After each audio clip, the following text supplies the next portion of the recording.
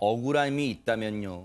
30년이든 100년이든 그 전의 사건이든 반드시 다시 한번 짚어봐야 할 겁니다. 김기혁 아나운서. 네, 일단 당시 사건 내용에 대해서 좀 전달을 해드리겠습니다. 일명 낙동강 2인조 살인 사건이라는 이름으로 당시 떠들썩했었는데요. 1990년 1월 4일이었습니다. 부산 사상구 엄궁동의 이 사진에 보이는 갈대밭 숲에서 여성의 처참한 시신 한 구가 발견이 됩니다. 네. 당시의 상황을 좀 되돌려 보면은 이 여성은 성폭행을 당한 후에 둔기로 이 머리에 두개골이 함몰될 만큼 폭행을 당해 사망한 채로 발견이 됐는데요. 세상에. 예, 피해자는 인근에 살고 있던 30대 여성이었습니다. 네. 그런데 당시 이 여성만 있는 것이 아니라 목격자가 있었습니다. 네. 목격자는요, 이 여성의 남자친구였는데 네. 이 2인조가 다가와서 폭행을 하고 이제 위협을 하니까 결국에 이 남자친구는 도망을 가게 됐습니다. 아하. 그런데 당시 너무 어둡고 늦은 밤이었기 때문에 이 인상착의라든지 이런 거를 제대로 확인을 하지 못한 겁니다. 네. 그래서 이게 당시에는 굉장히 용의자를 특정하기가 어려운 상황이었습니다. 아하. 그러면 당시에는 범인을 검거하지 못했던 걸까요? 최단비 변호사님 어떻습니까? 이게 지금 벌어진 사건이 1990년 1월 4일이에요. 네. 이때부터 무려 1년 한 10개월이 지나서 범인을 검거하게 됩니다. 네. 그러니까 1991년 11월 8일에 이 장동익 씨가 부산에 있는 자신의 집에 있었어요. 근데 갑자기 영문도 모른 채 경찰에게 연행이 됩니다. 아하. 경찰서에 가봤더니 경찰서에 자신의 직장 동료인 최인철 씨가 있는 거예요. 아하. 알고 봤더니 이 최인철 씨는 당시 사하구 을숙도에서 자연보호 명예감시관으로 활동을 했는데 네. 이 을숙도 빈터에서 무면허 운전 교육을 하던 강사로부터 현금 3만 원을 받았고 이때 경찰을 사칭했다라고 해서 공무원 사칭 혐의로 입건이 됐었는데 네. 이 입건이 된 최인철 씨에게 너 공범이 있냐 이렇게 자꾸 추궁을 하니까 직장 동료인 장동익 씨를 얘기를 한 거죠. 그래서 이 둘한테 이런 조사를 하다가 갑자기 경찰이 2인조 차량 강도인 19건의 목록을 내밀면서 한 것이 있으면 실토를 해라. 아하. 이렇게 얘기를 하고 이어서 앞서서 말씀하신 낙동강변 살인사건을 실토를 해라. 이렇게 추궁을 하게 됩니다. 허허. 이러한 경찰의 추궁에 이 장동익 씨랑 최인철 씨가 자백을 하게 되고요. 아하. 그래서 살인사건의 용의자로 체포가 되게 되는 겁니다. 이거는요, 상황이 되게 망측하잖아요. 무면허 운전 교육으로 입건된 사람한테, 두 사람한테 갑자기 느닷없이 차량 강도, 2인조 차량 강도 사건 목록을 들이대면서 실토해. 너희들이 했지 실토하라고 하면서 이게 갑자기 이 사건을 뒤집어쓰게 됐습니다. 이수정 교수님. 네, 뭐 이게 굉장히 경위가 이상한 경위이긴 하나 그때 그 당시 80년대 말 90년대 초에 네. 이런 형태로 수사를 하던 일들은 그렇게 희귀한 일은 사실 아니었어요. 사실 영화에서도 많은 소재가 됐죠. 네, 뭐 화성 연쇄살인에 실제로 윤 씨가 자백한 허위 자백한 이런 사건들도 있고, 그러니까 네. 일단 누군가를 어떤 혐의로 검거를 하면 그 지역에서 일어났던 다른 사건들도 들이대면서 여기서 네가 한 거 빨리 찍어라 이런 식으로 해서 결국은 자백 많이 유일한 증거로서 네. 소송이 진행되는 경우들이 꽤 있었기 때문에 네. 지금 이 사건도 결국에는 일단은 먼저 최 씨를 잡아놓고 네. 최 씨로부터 먼저 자백을 받은 겁니다. 네. 그리고 나서 너 혼자 했을 리가 없다. 왜냐하면 그때 차량에 같이 타고 있던 당시에는 그 피해자의 뭐 남자친구였던 것으로 추정되는데 네. 이 남자가 진술을 하기를 네. 이 여자친구가 죽었는데 나중에 이제 신고를 하면서 이 남자가 유일한 이제 목격자 아니에요. 네. 그 목격자가 뭐라고 얘기했느냐? 키가 큰 사람하고 키가 작은 사람이 결국은 이제 여자친구를 끌고 갔다. 아하. 이렇게 이제 얘기를 해서 그런 와중에 본인은 도망을 쳤다. 네. 이렇게 얘기를 한 거예요. 아하. 그러다 보니까 최 씨와 장 씨가 하나는 키가 크고 하나는 키가 작다고 알려져 있습니다. 네. 그러다 보니 결국은 두 사람이어야 됐던 거예요. 네. 그래서 결국에는 대라 해가지고 장 씨가 등장을 하는데 네. 문제는 이 장 씨에게 사실은 굉장히 넌센스한 문제가 있었습니다. 뭐냐? 장 씨가 시력장애예요. 그렇기 때문에 그 당시에 1월 4일 날 일어난 사건은 야밤에 시커먼데 일어난 거예요. 무슨 낙동강변에 갈대숲에 무슨 가로등이 있습니까? 아하. 하나도 보이지 않는데 문제는 시각장애 1급이 네. 예컨대 그 갈대숲을 이제 뭐 가르고 들어가가지고 피해 여성이 있다는 걸 확인한 다음에 그 피해 여성을 뭐 성폭행하고 살해하고 그리고 도주했다는 얘기인데 시각장애, 시력장애가 1급이면은요. 햇빛이 하나도 없고 깜깜한 데서 도주도 불가능하고 아하. 찾을 수도 없어요. 보이지가 않기 때문에. 네. 그런데 이 사람을 자백을 받아가지고 살인범으로 둔갑시킨 사건입니다. 네. 지금 우리가 이런 얘기를 들으면 당시 수사기관이 이런 말도 안 되는 걸 범인을 몰 리가 없어라고 할 텐데 당시에는 이 사람들이 범인이 영락없는 범인으로 몰리고 말았어요. 그리고 여러분들 이런 생각하실 거예요. 아니 왜 이 사람들 실명을 밝히는 거지? 그 이유가 있습니다. 이분들이요 1993년 무기징역을 선고받습니다. 장동익 씨 당시 32살 지금은 61살입니다. 최인철 씨 당시 29살 지금 68살입니다. 당시 직장 동료 사이였어요. 그런데 1993년 무기징역 선고받고 2013년 모범수로 출소를 했는데 바로 어제 눈물의 기자회견을 했습니다. 우리는 살인범이 아닙니다. 살기 위해 자백했습니다. 바로 그 호소 직접 한번 들어보시고 이어가 보도록 하겠습니다. 제가 91년 11월 8일 날 집에 일을 마치고 와가지고 저는 방에서 2살 먹은 딸하고 놀면서 저녁상을 기다리고 그런데 밖에서 제 이름을 부르게다 하니까 잠깐 이야기 좀 합시다 해서 따라간 곳이 그 사경찰서로 가게 됐습니다. 또 강도 살인사건 이런 걸 막 묻게 저는 무슨 소리냐고 전 모르는 일이라고 저 말은 믿어주지가 않고 구타를 하기 시작한 거죠.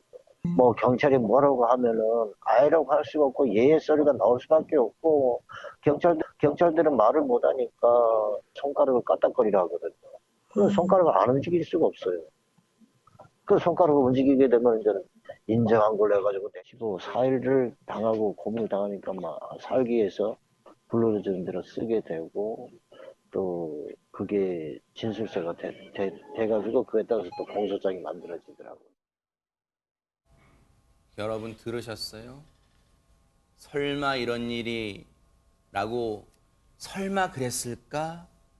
라는 일이 당시에는 벌어졌던 겁니다. 온갖 가혹행위예요. 인정하면 손가락 까딱해 이랬다는 거예요. 이인철 변호사님 정말 영화 같은 얘기가 이 두 분한테는 벌어졌던 겁니다. 지금. 도저히 믿을 수가 없습니다. 대한민국에서 이런 일이 발생했다는 게 도저히 믿을 수가 없고요. 유일한 증거는 이 사람들의 자백밖에 없거든요. 근데 저는 도저히 이해가 안 가는 게 우리 헌법과 형사소송법에 보면은 이 자백만 증거가 있을 때는 유죄를 할 수 없다는 법칙이 있습니다. 그래요? 다른 보강 증거가 있어야 돼요. 아하. 근데 지금 보강 증거도 없고요. 논리적으로 들어맞는 증거가 하나도 없습니다. 아하. 유일한 증거는 경찰에서 이 사람이 자백했다는 거 하나인데 사실 아까 잘 지적했던 이 경찰에서 어떻게 과연 고문을 받았는지 알 수가 없잖아요. 네. 자, 그래서 이 사람들이 계속해서 억울하다고 했겠죠. 네. 이 사람들이요, 억울함을 밝힐 수 있는 5번의 기회가 있었습니다. 아, 그래요? 자, 잘 보세요. 네. 일단 경찰 단계, 억울하다고 했겠죠. 그러네요. 근데 무시당했습니다. 그 다음에 검찰 단계, 억울하다고 했겠죠. 듣지 않았습니다. 그 다음에 사법부, 법원에서 1심, 2심, 대법원 5번이나 억울하다고 했는데 아무도 믿어주지 않았습니다. 그러네요. 유일하게 믿어준 사람이 한 명 있었어요. 네. 당시의 변호사인 문재인 대통령이었습니다. 근데 그때 문재인 대통령도 열심히 변호했지만 어쩔 수가 없었을 겁니다. 아무리 얘기를 해도 받아주지 않는 거예요. 네. 아마 제 생각엔 그때 사법개혁을 결심하지 않았나 이런 생각도 듭니다. 바로 문재인 대통령이 변호했던 그 내용 좀 보여주세요. 조금 전에 그 내용 좀 보여주세요. 당시에 문재인 대통령 변호사 문재인으로서 변론했는데 이분들을 시각장애인이 살해했을 리가 없다. 그럴 개연성이 정말 없다. 낮다. 그런 얘기를 보세요. 1992년과 93년 변호사 시절에 앞서 우리 이수정 교수님이 잘 지적하셨던 그 얘기를 당시 변호사인 문재인 변호사도 그 얘기를 한 거예요. 장동익 씨는 시력이 아주 나쁘다. 시각장애 1급이에요. 범행 장소 완전 돌밥. 달도 없는 캄캄한 밤. 정말로 잘 보이는 사람도 저기 밤에요. 깜깜한 밤에 아마 나뒹굴 한 2발짝 가다 뒹굴 거예요. 쫓고 쫓기는 시각 범행. 시각장애인이 했을 리 만무하다라고 얘기를 했던 겁니다. 그야말로 살기 위해 허위 자백한 이 두 사람. 진짜 지금 어떤 심정일까요? 하재근 평론가님. 그 심정이라는 것은 이런 말로 다 할 말할 수가 수 없어요, 없겠죠. 진짜 그래요. 네. 그러니까 청춘 인생의 반이 다 날아가 버린 거예요. 그러네요, 진짜. 살인범으로 몰려가지고 네. 남아있는 가족들한테도 정말 미안할 것이고 네. 국가가 나한테 어떻게 이렇게 할 수가 있는지. 네. 그러니까 과거에 우리나라 공권력이 정말 무서웠거든요. 네. 그래서 경찰서 같은 데 갇혀 있으면 세상으로부터 단절되니까 그러네요. 시키라는 대로 해야 되고 공포감도 있잖아요. 네, 저도 한 20대 때 경찰서에 끌려가가지고 아하. 그때 데모하는데 옆에 걸어가다가 학생운동 때, 네. 불신 아, 법문에 불신운동 걸려가지고 때, 아하, 네. 신분증을 소지하지 않았다는 이유로 네. 끌려가서 밤에 자고 있는데 새벽에 4시, 3시, 4시에 깨워가지고 서류철 같은 거 들이밀면서 도장 찍어라 지장 뭔지도 모르고 지장 찍고 그런 엄혹한 시절이 거예요. 있었죠, 네. 그런 맞아요. 분위기였는데 네. 그때 이분들 같은 경우에는 그냥 찍으라는 것도 아니고 사흘에 걸쳐서 그러니까요. 물고문을 당했다는 거 아니겠습니까? 네. 그러니까 정말 참담한 신경으로 그때 찍으라는 자백하라는 대로 네. 했을 것 같은데 아마 네. 그때 이분들 자백하면서 심경은 그래 여기선 내가 살아야 되니까 네. 일단 하라는 대로 하고 네. 그래도 나중에 밝은 세상으로 나가면 네. 검사나 판사는 내 말을 들어주겠지 네. 그런 믿음을 들었을 것 같은데 네. 그것마저도 이루어지지 않은 거잖아요. 네. 정말 이분들의 심정은 이루 말로 표현할 수 없을 것 같습니다. 이 두 사람 장동익 씨 그리고 최인철 씨 이 두 분의 억울한 심정, 억울한 사건이요. 재심을 신청한 지 한 3년 7개월 만에 어제 법원이 재심을 결정했습니다. 그 배경은 뭘까요, 인철 변호사님? 법원이 보기에는 이거는 완전히 논리 모순이다 이렇게 생각을 한 것 같습니다. 아하. 당시에 이제 현장 검증을 하잖아요. 보통 네. 현장 검증 하루에 걸쳐 하는데 네. 이제 이 재심을 맡은 변호사가 한 70여 장의 현장 사진을 냈어요. 근데 법원이 꼼꼼하게 보니까 이게 뭔가 이상한 겁니다. 왜요? 이게 막 장소가 안 맞고 아하. 피해자 대역도 다르고 하루에 걸쳐서 찍은 게 아니라 이틀에 걸쳐서 찍은 겁니다. 아하. 그래서 아마 법원이 생각하기에 이거는 조작된 거다. 네. 이렇게 이제 강한 의심을 갖고 재심 결정을 한 것으로 보입니다. 아, 그렇군요. 재판만 꼼꼼히 본 거예요. 그런데 최단비 변호사님, 정말 어제 재판정에서는 재심을 결정하는 재판정에서는 이례적인 모습이 연출됐다면서 어떤 겁니까? 네, 이 어제 재판장이었던 이 김 부장판사가 재심 결정을 하면서 굉장히 이례적으로 장 씨와 최 씨 그리고 가족에게 사죄한다 이렇게 사과의 얘기를 하면서 같이 있었던 다른 배석 판사들도 다 함께 일어나서 사죄의 묵례를 하자라고 사죄의 묵례를 올렸습니다. 고개 숙여 인사했던 얘기예요. 고개 그러면? 숙여서 인사를 했어요. 그러면서 이유를 설명을 하는데 이 장 씨의 법정 진술을 들으면서 너무 마음이 아팠다. 네. 그러니까 21년 복역하고 2013년에 모범수로 출소를 했는데 복역하고 나오니까 2살 됐던 딸이 24살이 됐다는 거예요. 아, 세상에. 그러니까 손녀를 아는데 내가 손녀를 안을 때 그간 못 안았던 딸을 안는 것 같다. 이런 얘기를 하면서 참 마음이 아팠고 그들이 견뎌왔던 세월의 무게를 같이 느꼈고 또 재심 결정이 사건 발생 30년 만에 이루어진 것.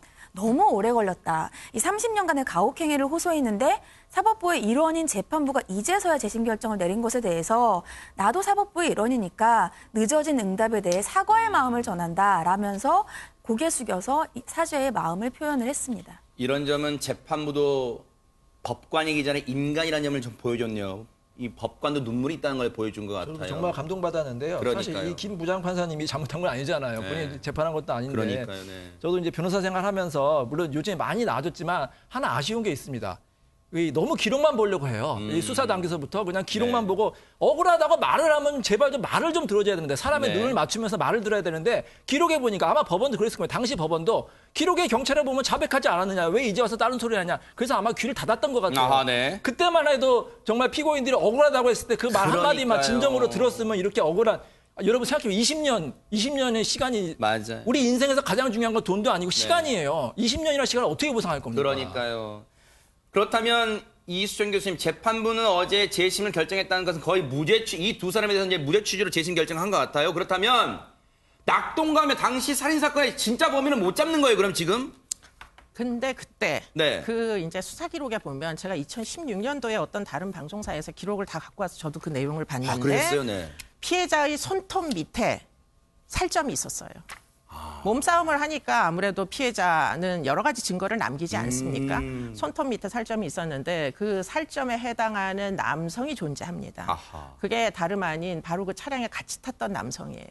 네. 그러니까 이제 상당 부분 제3의 의심받을 만한 사람이 있음에도 불구하고 사실은 이게 제대로 이제 수사 기록을 열심히 보면 사실 그런 내용들을 다 알 수가 있어요. 근데 네. 이제 의문이 뭐 제기가 안 됐던 거죠. 그냥 자백을 하다 보니까 자백만으로 옛날에는 재판을 했던 거예요. 그러니까 이 증거들이 무시가 된 겁니다. 그런데 사실은 그 증거에 있던 손톱 밑에 있던 살점의 주인공이 아무래도 몸싸움 끝에 지금 사망을 했을 개연성이 굉장히 높은 게 지금 이 장소가 다른 외지인이 들어가서 거기 갈대숲에서 여자를 발견하기조차 어려운 장소예요. 그러니까 그 장소에 애초에 둘이 갔던 사람 중에 하나가 다른 하나를 이제 어떻게 했을 가능성이 굉장히 높은데 문제는 제가 아까 들어오기 전에 확인해 보니까 이분이 사망하셨답니다. 네, 그러다 보니 지금 이제 윤 씨 사건 같은 경우에는 이춘재가 사실은 증인이 될 수 있잖아요. 주요 증인이. 네. 그런데 이 사건 같은 경우에는 진범으로 추정되는 사람이 이미 이 세상 사람이 아니다 보니까 그래서 사실은 문제 제기를 이분들이 이제 출소한 이후에 계속